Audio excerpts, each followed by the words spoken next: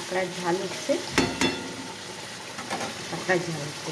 পেঁয়াজ দেওয়া হলো, টমেটো দেওয়া হলো, আদা রসুন বাটা, এই যে কাঁকড়া, এই যে কাঁকড়া দেওয়া হলো,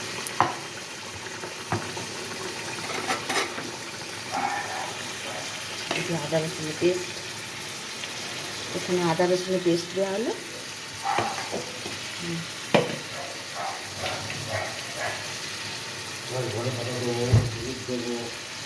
দেখো বন্ধুরা, এই যে এটা হচ্ছে এদিকে ইলিশ মাছের ভাপা, এই যে কাশ্মীরি মির্চ দেওয়া হচ্ছে,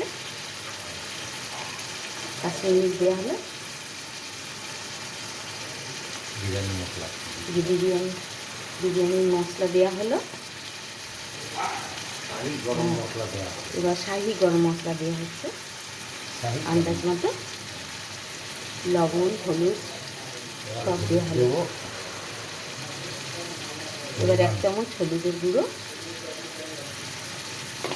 হলুদের গুঁড়ো, এবার পরিমাণ মতো লবণ, এবার পরিমাণ মতো লবণ দেওয়া হলো। হ্যাঁ, এবার ভালো করে কষতে হবে, এবার তারপর ধনেপাতা দিয়ে নাও।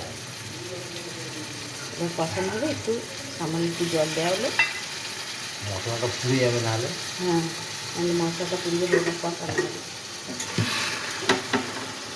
কষানো হচ্ছে ভালো করে এটা কষানো। একদম পুরো মাংসের মতো কষা হবে।